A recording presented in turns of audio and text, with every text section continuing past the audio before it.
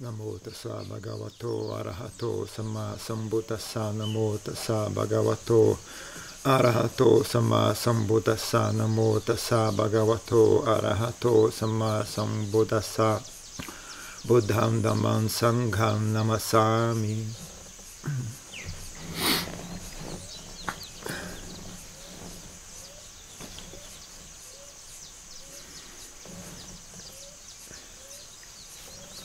Como a gente tem que ensinar o Dhamma, sempre tem essa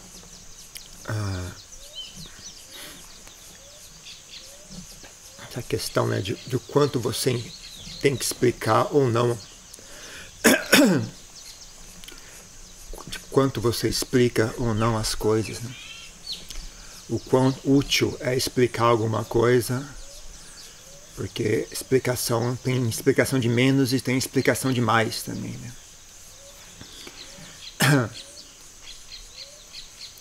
Então, um parâmetro que a gente tem, né, de ideal, né, é o que o Buda explicou, né? O tanto que o Buda explicou, a gente assume que aquele é o ponto ideal, né? Mas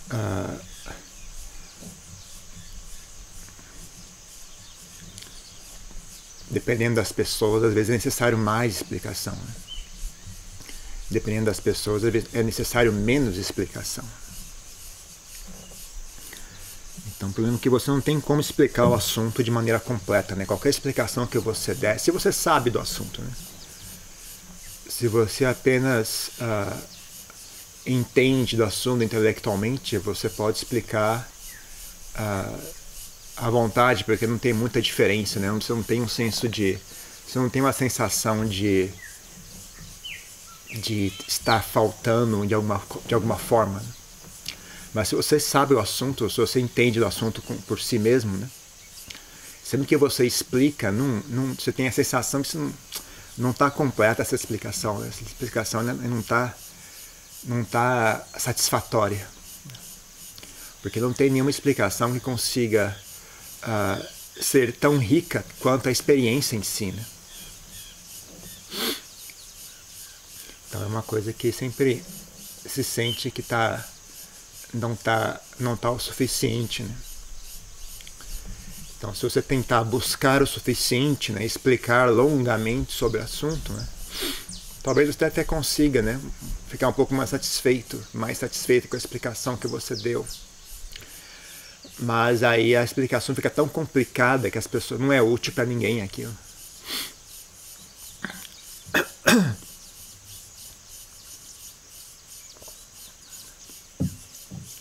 Não é útil, né? Ninguém consegue botar aquilo em prática. E outro problema que acontece é as pessoas às vezes ficam satisfeitas com a explicação. Se dá uma explicação muito complicada, muito detalhada, as pessoas absorvem aquilo e se sentem satisfeitas com aquilo. Falam, isso aqui é o suficiente, né? Elas têm a falsa impressão de que elas entenderam o assunto. Às vezes elas ficam só ali brincando com essas explicações e não levam o assunto à frente, né? Não levam a prática à frente. Então agora, se você não explicar demais, se você não explicar o suficiente, também tem o mesmo problema que as pessoas não se sentem empolgadas, né, a praticar. Se você explica demais, elas ficam com preguiça de praticar. Se você explica de menos, elas não têm interesse em praticar, não agarram a mente dela, não sente curiosidade, não sente ânimo para praticar.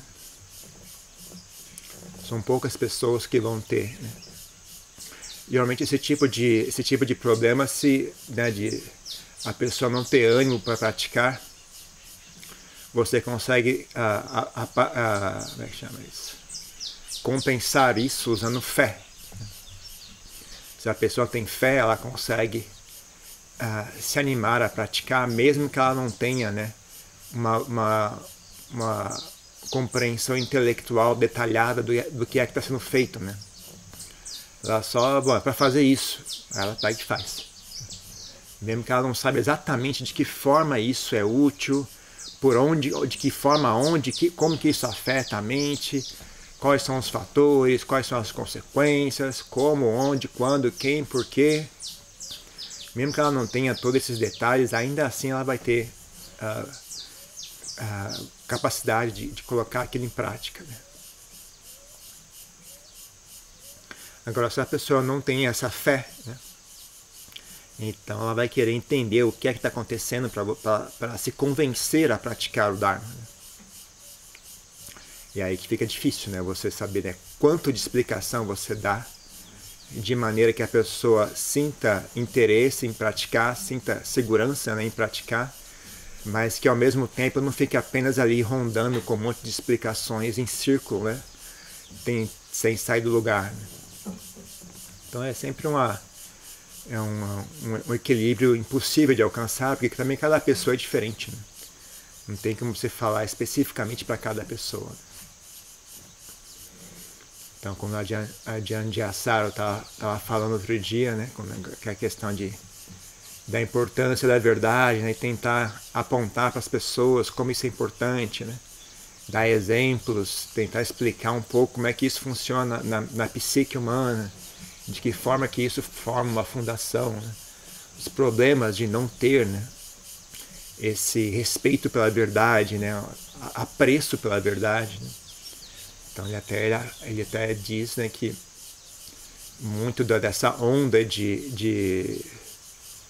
essa pandemia de problemas mentais tem muito a ver com isso, né? As pessoas não têm mais apreço pela verdade. Preferem as mentiras, né? E a tecnologia agora ajuda, né, a mentir, né? A tecnologia foi feita para mentir, especificamente para mentir, né? Mentir sobre a sua aparência, mentir sobre o seu estilo de vida, mentir sobre, né, tudo que você... Como eu estava falando, eu já falei isso, eu acho que em uma outra palestra, né? A câmera do celular, ela especificamente usa a tecnologia para fazer a imagem ficar mais bonita do que é realmente. Ela já está programada por padrão nisso, né? Você não tem mais a opção de desligar. Não, eu só quero a imagem do jeito que ela é. Não tem essa opção. Se você tirar a foto, ela já vai automaticamente, vai ali e aumenta as cores, né? O verde fica mais verde, o azul fica mais azul. Algumas corrigem a pele da pessoa, né? A pessoa tem, sei lá, alguma imperfeição na pele. O computador já vai lá e automaticamente apaga tudo, deixa a pele lisinha, né? E muitas outras coisas, né? Então a sofisticação, né? As pessoas colocassem todo esse esforço para coisas úteis, né? Como resolver o problema da violência, resolver o problema da corrupção, resolver o problema da fome, resolver o problema do meio ambiente, mas não todo esforço e inteligência é focado em desenvolver maneiras de mentir, né? E as tecnologias que fazem sucesso, essa tecnologia de mídia, né, que faz sucesso, são as tecnologias que facilitam a mentira, né? E aí a Diane de Assaro falando, né, como é que isso está relacionado à epidemia, né, de problemas mentais, né, que as pessoas têm, né? Isso mina a saúde mental das pessoas, né?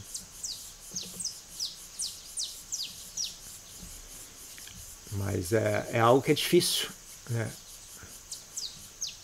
Se você já fez isso, se você sabe lidar com a sua mente, se você já experienciou ambos os lados, né? Enxerga como é que é o efeito da mentira na mente e qual é o efeito da verdade na mente, né? Aí não é difícil, né, entender isso. Mas se a pessoa não tem nenhuma experiência com o assunto, né, e é pouco provável que ela vai conseguir enxergar a verdade por trás do que foi dito, né? Não tem nenhuma boa razão para acreditar no que você diz, né? Ainda mais hoje em dia, com tanta gente querendo dar conselho, né? Tanta gente fazendo pose de guia, fazendo pose sei lá, tem até nome para isso, sei lá, coaching, sei lá, alguém que chama o negócio, treinador, assim, aconselhador, todo mundo quer dar conselho, todo mundo quer colocar frase na internet, todo mundo quer aparecer, fazer cara de bacana, né? Então até quando você diz algo, as pessoas já nem, é mais um cara dizendo alguma coisa, não tem, é só mais mentiras, mais vaidade, mais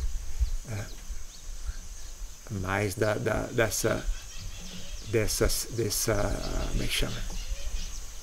Característica, né? Da raça humana no momento presente, né? Já virou normal, né? Virou normal. Para a maioria das pessoas isso já está normalizado, né? Como eu falei, né? Eu não acesso, como é que chama esse negócio de Instagram, essas coisas, então, mas eu imagino, né? Pelo que as pessoas relatam, né? Imagino, né? Como deve estar normalizado, né? As pessoas colocarem todas essas tecnologias para fingir que é mais bonita do que é, etc. Mas uma coisa que eu vi, né, que é tão óbvia, né, e tão gráfica, né, como foi normalizado, né, tirar foto de si mesmo. Né? Isso é uma coisa que antes ninguém fazia isso, né, pegar a câmera e tirar uma foto de si mesmo. Ninguém faz isso, é a coisa mais estúpida do mundo, ninguém faz isso. Mas de repente deu claramente um momento que, ok, agora é normal, agora todo mundo faz isso. Né? Então, então isso diz mais respeito à vaidade, né? Não chega tanto a dizer respeito à mentira, mas com toda essa tecnologia de imagem, agora tem o negócio da coisa artificial também, a inteligência artificial. Né? Então, mais tecnologia para dizer mentiras. Né? A inteligência artificial agora cria a imagem que você quiser. Né? Não importa se aquilo existe ou não, você não precisa nem usar uma imagem verdadeira como ponto de referência para depois começar a embelezar aquela imagem. Né? Você não precisa de nada, né? Só falar, me dê uma imagem tal da pessoa tal fazendo tal coisa. Aí pronto, a imagem aparece. Não tem nenhuma conexão com a realidade.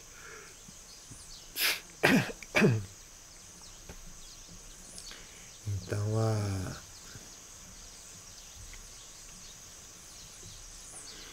o que é bastante interessante, né? Você pensar, quando as pessoas finalmente inventaram a inteligência artificial, a primeira coisa que eles fizeram é, vamos criar imagens falsas.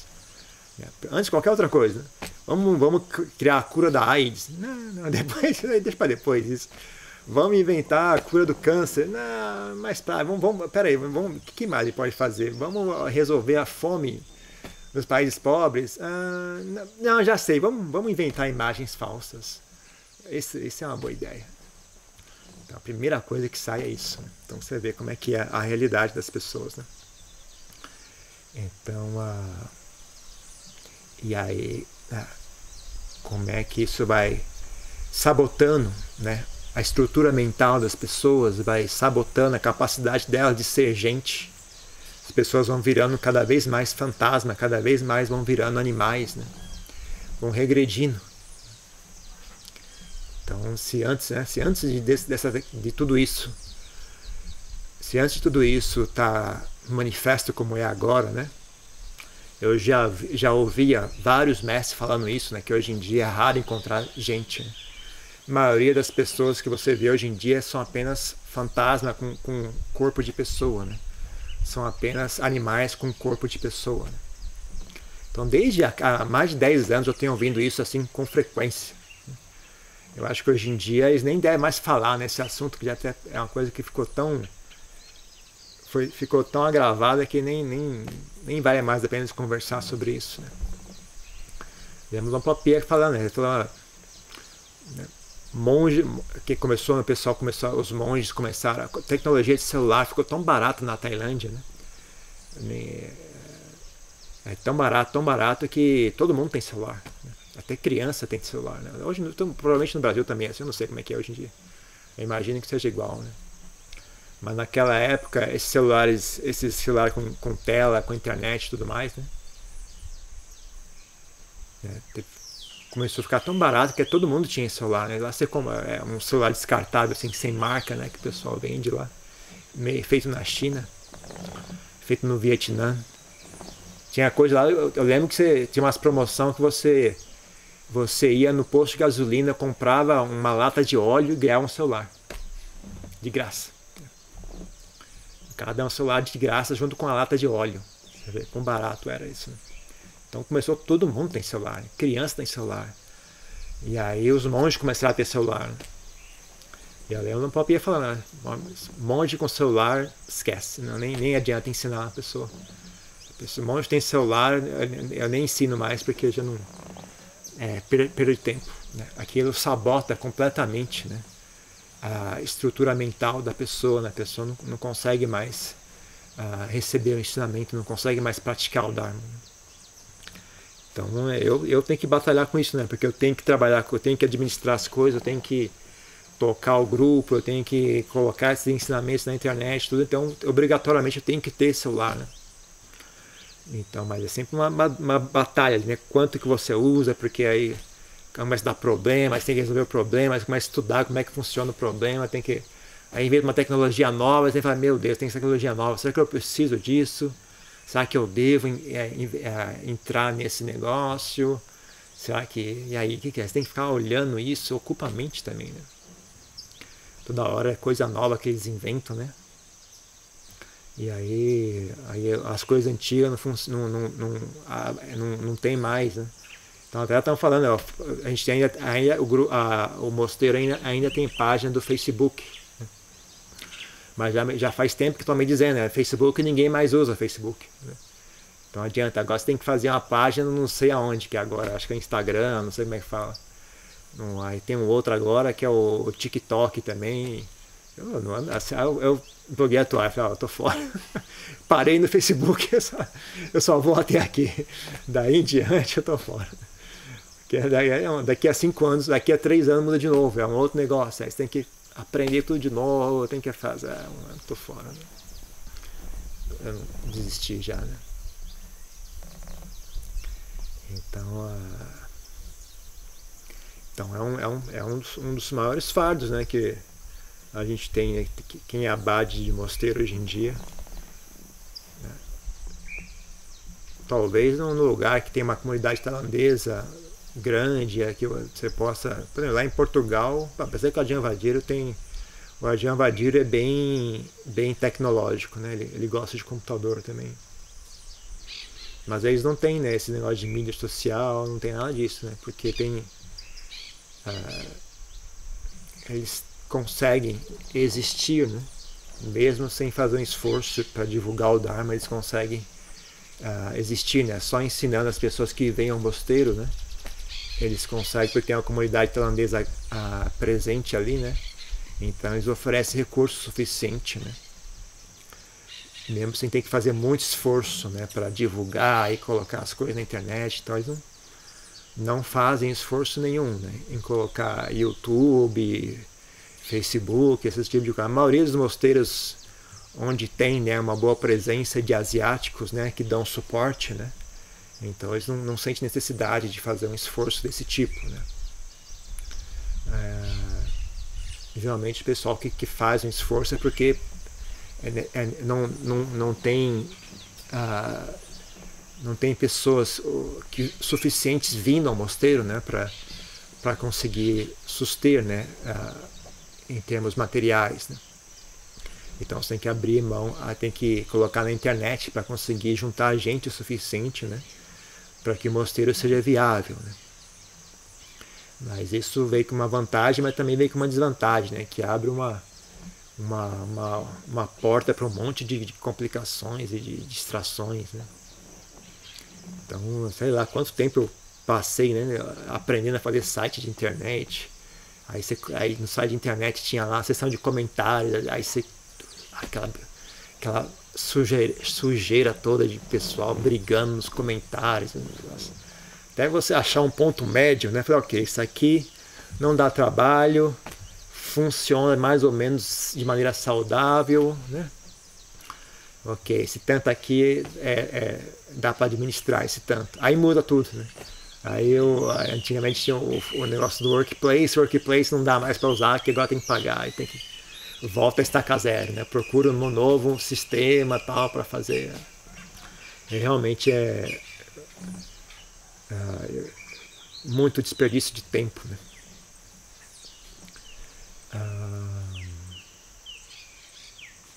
Então, mas voltando ao assunto, né, quem estava falando, o Lampopier já falava isso, né? Assim, a gente, monge que celular, esquece.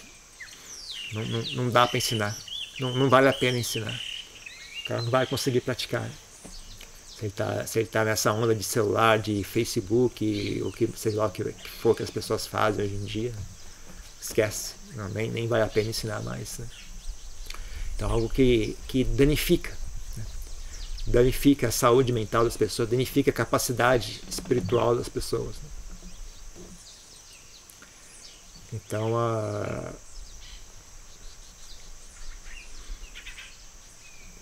talvez a gente tentar explicar isso, alguém ouça, talvez não. O Ajahn Jayasara é bastante capacitado, né? Bastante hábil em se expressar. Né? Então,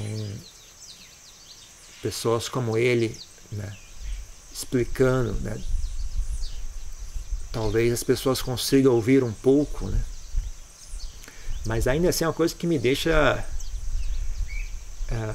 se eu pensar de um certo ponto de vista, né, dá até um certo desânimo, que aqui você está tentando convencer as pessoas como se fosse criança, né? Olha só, não diga mentiras, porque é ruim dizer mentiras. Puxa, nessa idade nós estamos tendo que fazer isso, né? Era uma coisa, era para ser um valor básico, né? Como ele mencionou, né? Apreço pela verdade, né? Isso não era algo que precisava explicar isso, né? Era para ser óbvio, né? Mas não é, né? Então tem que voltar, as pessoas marmanjo com 50 anos, lá, então não pode dizer mentira.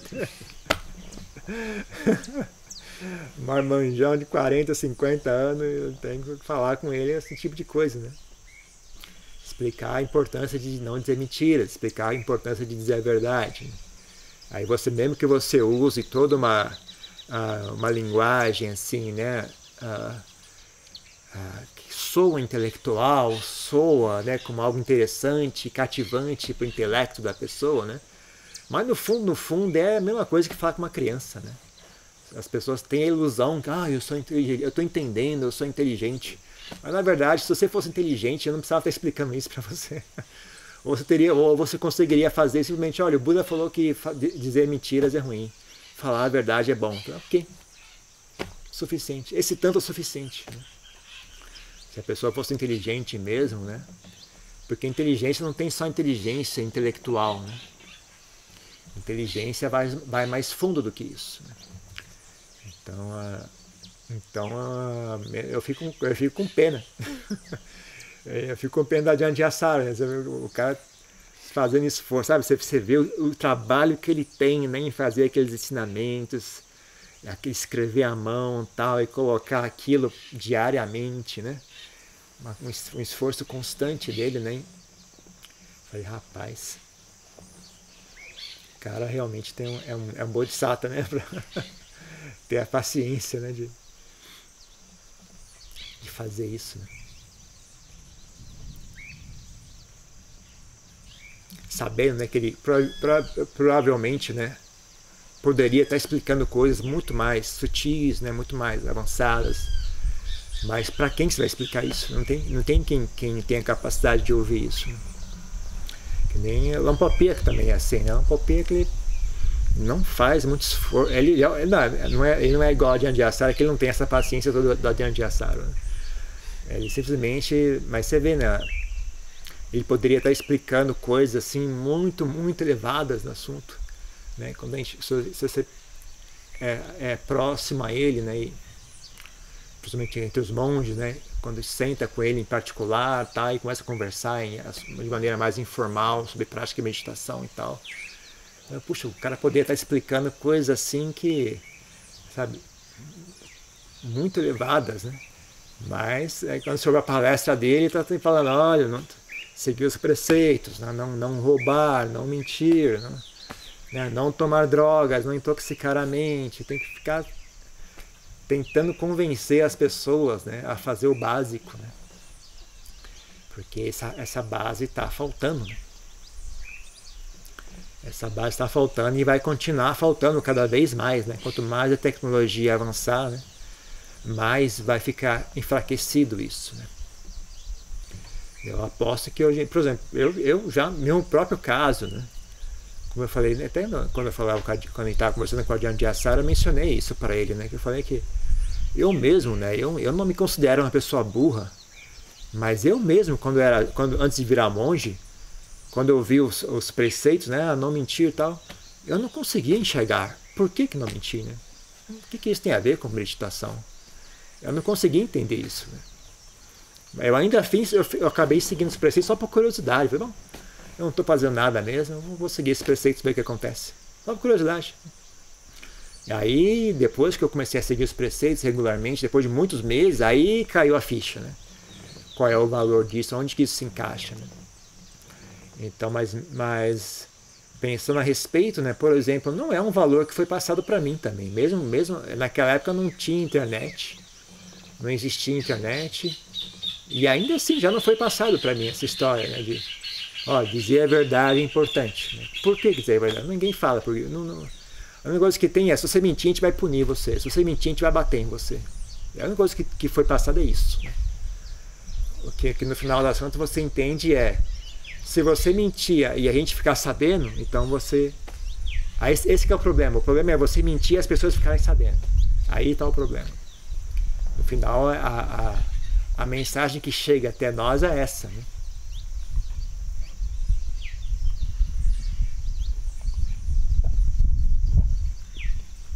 Mas ninguém, né, desde os meus pais até os professores na escola, os adultos, ninguém jamais falou, olha, a razão pela qual você não deveria mentir é essa.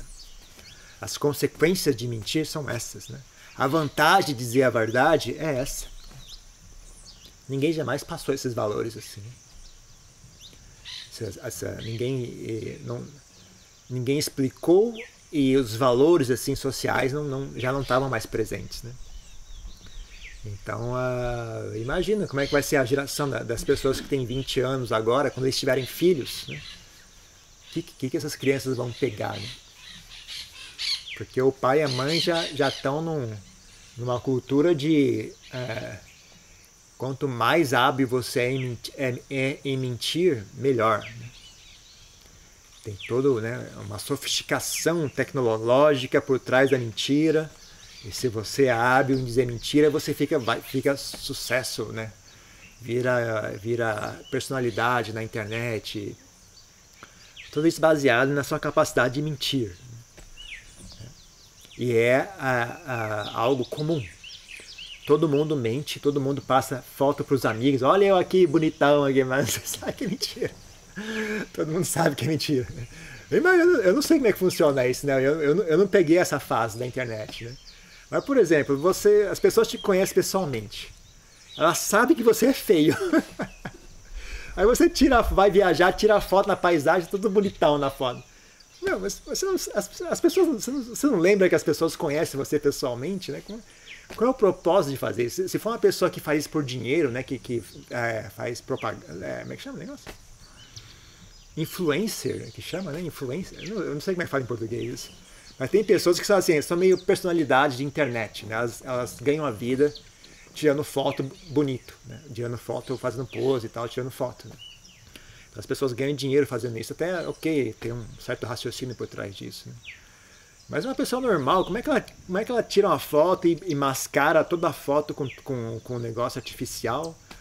As pessoas te conhecem, não adianta fazer isso. Aí quando você chegar na escola no dia seguinte, tá cheio de espinha na cara.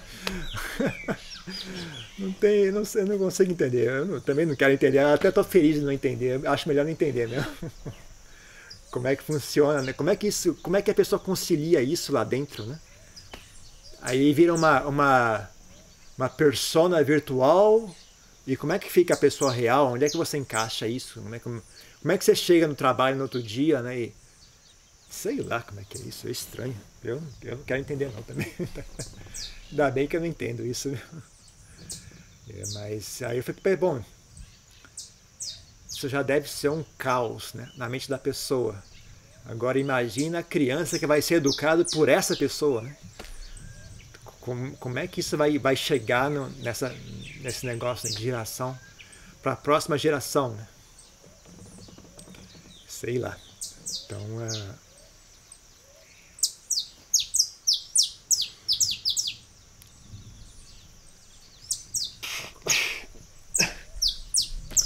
então toda essa questão, né, de como ensinar as pessoas, né, é realmente difícil difícil de acertar. Então estava vendo uma palestra do Ajahn recentemente, né? Ele mantém os básicos, né? Ele mantém né? 5 preceitos, etc. Permanência, dukkha, nitya, anatta. E é isso. Não faz esforço para tentar adaptar e tentar convencer as pessoas. Falar, o assunto é esse. É isso. Então, por um lado, você pode pensar, puxa vida, acho que ensinando assim as pessoas não vão prestar atenção, não vai conseguir atrair a atenção das pessoas nisso, né? Mas por outro lado, você pensar, mas se alguém conseguir ouvir dessa maneira, né, realmente é excelente, né? Porque a pessoa porque é assim que você realmente chega ao conhecimento do assunto. Você explicar em detalhe exatamente como é que funciona, é por causa disso, você não pode fazer isso por causa daquilo, isso está relacionado àquilo, se você fizer isso, aquilo acontece. Se tentar explicar isso assim, não leva ao conhecimento, né? Ele leva só ao intelectualismo, né? Leva só à compreensão teórica, né? Não leva a pessoa a botar aquilo em prática, né? E enxergar por si mesmo, né? Se você tem realmente a intenção de que as pessoas enxerguem por si mesmas, você explica o mínimo possível. Você explica só da direção, naquela direção. O que naquela direção? Não importa. Naquela direção. É só isso que eu tenho a dizer. Aquela direção. Quando você andar e chegar lá, você vai descobrir o que é. Então, se você tem esperança de que as pessoas vão caminhar, né? Você explica assim, né? Se você não tem esperança que as pessoas vão caminhar, você tem que falar, não, vai lá, vai ser legal se você for, seria bom se você for. Vai lá que vai ser legal, vai ser bacana, tentando convencer as pessoas, daí tentando, né, falar com as pessoas, tentando até assim, apelar para o lado intelectual delas, né, para elas sentir que elas são inteligentes, né? Porque senão elas não vão, né? Elas não vão, eu acho, eu não sei, hoje em dia eu vejo isso como é muito infantil, isso eu não tenho muito fascínio por intelecto hoje em dia, não. As pessoas se acham inteligentes, eu não estou nem um pouco impressionado. Eu não estou nem um pouco impressionado. Cada vez mais eu admiro os mestres Ajahn Tan, Ajahn Pirk, Lompo Liam, né, que não se deixam. Quando a pessoa tenta chegar e falar muito intelectual com ele, não se agita, né? Ele como é que diria isso? Não se sensibiliza. Eu, né, como a maioria das pessoas, né, foi educado na cultura ocidental, né, de pensamento, ideias e livros e toda uma sofisticação intelectual toda. Eu fico ali sentado às vezes querendo, se você explicasse assim, ele fica ali pensando, puxa, se o Lompo explicasse assim, o cara ia ficar satisfeito, né, com a explicação, né? Mas eles, Sila, Samadhi, Panya, só isso. Mas isso já bem, ou tal, e tal, é psique, não sei o que lá, né? Sila, Samadhi, Panya, só isso. O cara não se mexe, não chacoalha, né? Tem visão clara do que eles estão fazendo. Eles têm visão clara. Eu acho que eles têm visão clara de quão vão toda essa conversa, todo esse falatório, todas esses idealismos todos, todas essas inteligências todas, quão vão é tudo isso, né? Eles não se sensibilizam, não se agitam, não bem firme e forte aqui, exatamente aqui, nem aqui nem ali, aqui, no meio, bem aqui. Eu acho muito bacana, eu cada vez mais admiro nessa como é que fala isso em português? Em português soa mal. Em tailandês soa bem, mas em português soa mal. Essa serenidade, né? Essa serenidade da mente. Né? É a tranquilidade de quem sabe do que está fazendo, quem sabe, quem enxerga o assunto. Né? É a tranquilidade de quem conhece do que está dizendo. Né? Então, quando a pessoa conversa, ela não fica agitada. Mesmo quando ela explica, ela não tem nenhuma dúvida, né? Sobre se a explicação está apropriada ou não. Eu sei como é que funciona isso, eu já vi, ela tem conhecimento de causa, né? Então, realmente é bem interessante. Né? Mas também eu fico bem grato, né, que tem ainda mestres como Ajahn Gyasaro, tal, que fazem um esforço, né, antigamente você fazia um esforço em simplificar, né, para as pessoas ficarem mais fáceis das pessoas entenderem. Hoje em dia tem que fazer um esforço para complicar um pouco mais, para as pessoas sentirem que elas são inteligentes e que então elas vão ficar vão sentir que se eu seguir essa prática eu sou inteligente. Então você complica um pouco mais, né, mistura um pouco de psicologia e tal, para a pessoa achar que é inteligente fazer aquilo, né? Você realmente falar assim, preto no branco, ó, você tem que fazer isso. A pessoa não consegue se convencer, né? Então, não sei, então só algumas palavras assim sobre, né, essa questão de explicações, né? Não fiquem muito viciados em explicações, né? Tenham um pouco de confiança, né? Se vocês já decidiram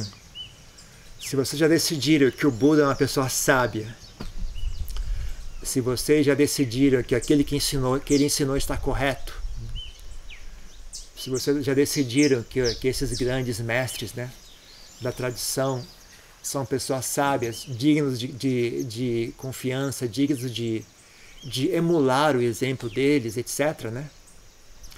Lembre-se de vez em quando de simplificar os pensamentos. Né? Quando você tiver assim, quando, sei lá, você está com vontade de desistir, ou está com preguiça de fazer alguma coisa, né? Você está falando, eu não preciso fazer isso aqui. Não, mas o Ajahn Tal falou para fazer isso, né? O Ajahn Chah falou para fazer isso. Então pronto. Mas eu não, porque são, o problema é se você for entrar no mundo, mundo das razões e explicações, as quilesas, as impurezas mentais, a vaidade, a preguiça, elas são muito mais eloquentes do que você. Se você for entrar e querer vencer no mundo dos argumentos, você querer usar argumentos contra a preguiça, contra a vaidade, contra o egoísmo. Nossa, egoísmo tem todos os argumentos. A raiva é inteligentíssima. A raiva é uma das coisas mais eloquentes que existe nesse mundo. Poucas coisas são tão eloquentes quanto a raiva. Você querer usar argumentos para não sentir raiva, pouco provável que você vai vencer. A raiva é muito mais eloquente do que você. Bem-querer é um assunto muito pacífico, né? Bem-querer é silencioso, não tem muitas palavras. Né? Bem-querer é um fenômeno pacífico, é um fenômeno quieto, suave. Né? Raiva é um fenômeno barulhento, é um fenômeno cheio de palavras e histórias e justificativas. E, sabe, olha no passado a história do como chegou até aqui, a culpa é sua por causa daquilo, há 100 anos atrás. Vai que não acaba mais o assunto. Já o bem-querer é aqui e agora, né?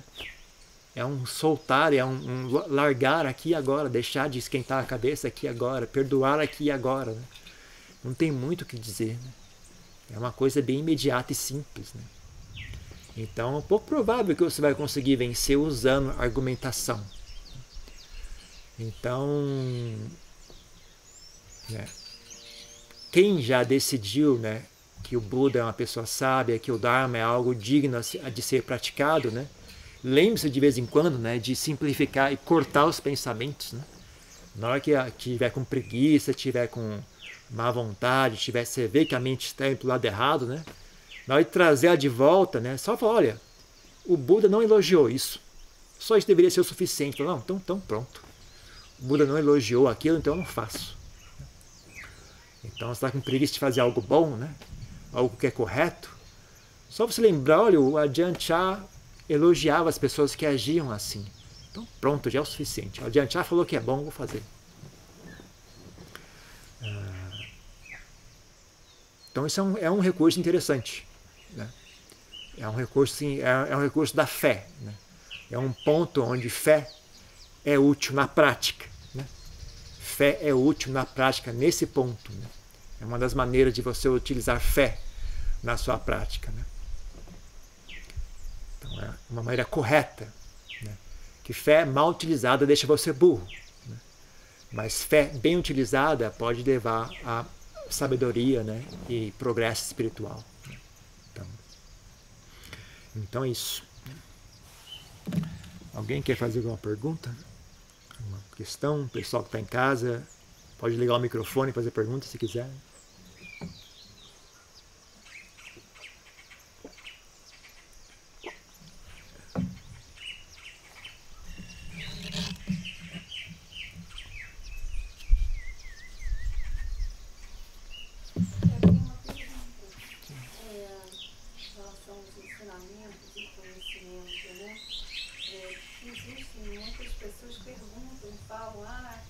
Esse caminho também traz a prática da caridade, né? E uma vez eu respondi, e não sei se a minha resposta foi correta, que no budismo o Buda, a maior caridade dele foi realmente todo o conhecimento que ele nos deixou, o método e o caminho para a iluminação e a motivação de iluminar todos os seres.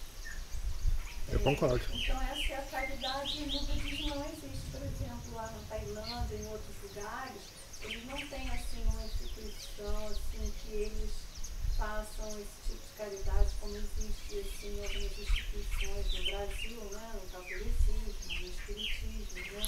Tem sim. Fazem cestas básicas, uma série de coisas. Tem. Também tem dentro Tem. do budismo? Tem. Nossa, na Tailândia é muito. Tem. Como é? Não é, porque o budismo não é uma religião tão institucional como o catolicismo. Não tem o escritório central do budismo, que tem um papa que organiza tudo. E mesmo que haja alguma estrutura, por exemplo, a estrutura da Tailândia é completamente independente da estrutura do Sri Lanka. Não tem vínculo nenhum. O pessoal da Tailândia não manda nada no Sri Lanka. O pessoal do Sri Lanka não tem voz na Tailândia, eles são totalmente independentes.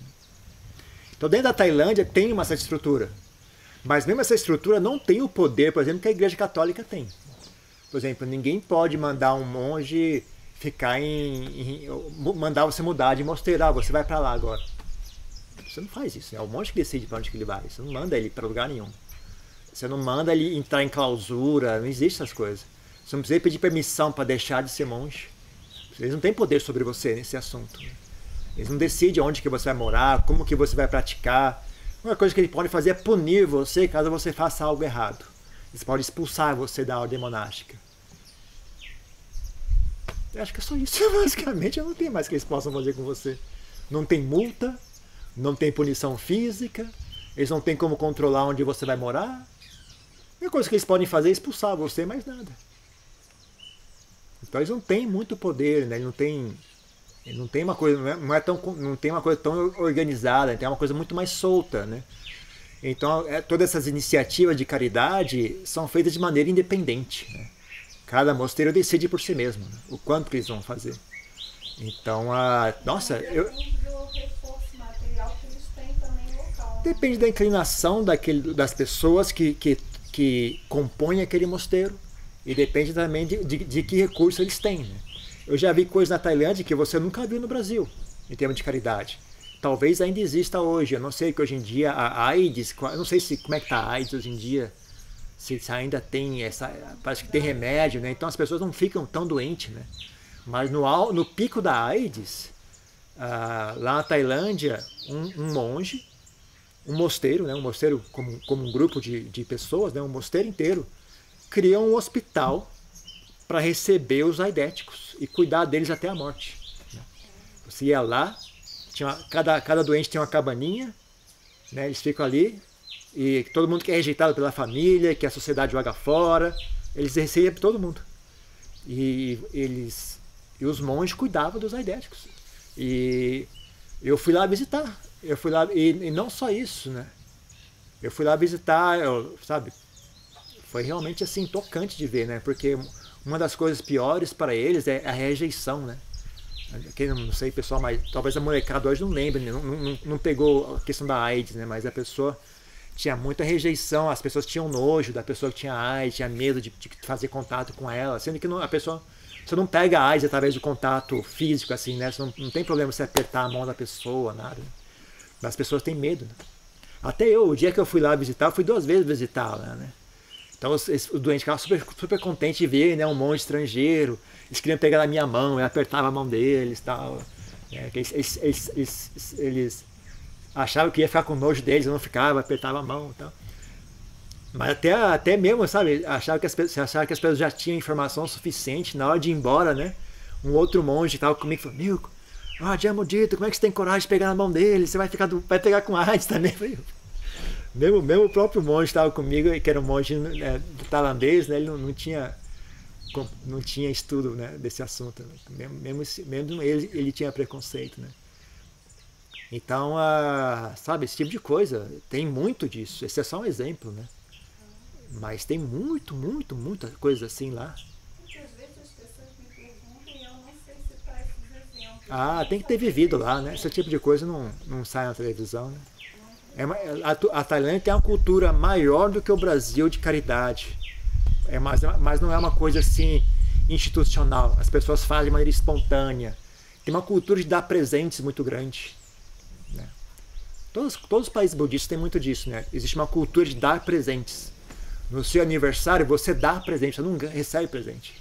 No seu aniversário você dá presente. É uma alegria que eles têm em dar presente. Né? Para comemorar o meu aniversário, eu dou presente para os outros. É assim que eles se sentem felizes. Né? Então, não existe sim. Mas eu concordo com o que você disse. A maior caridade do Buda foi realmente ter alcançado a iluminação e ensinado as pessoas. Porque você medir o valor de algo não é só o quão útil aquilo é. Um aspecto importante do valor de alguma coisa é quão raro aquilo é também. Então, uma coisa pode ser muito útil, mas comum. Por exemplo, água. A água é absurdamente útil. Mas não custa nada, né? Você pode ir ali beber água, tá de graça, eu não vou cobrar de vocês. Porque é algo muito abundante, né? Muito útil, mas muito abundante. Então não tem valor, né? Mas a iluminação é raríssima. Né?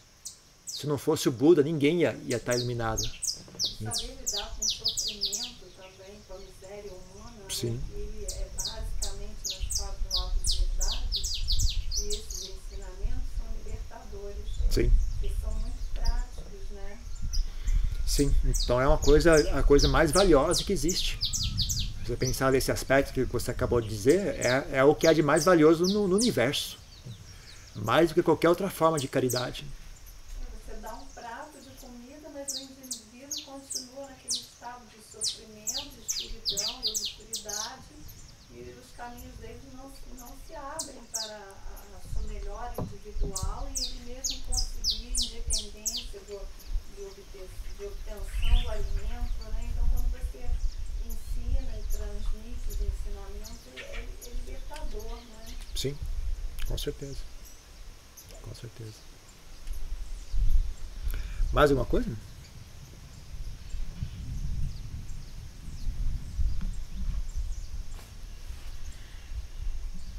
Só isso, né? Então tá bom.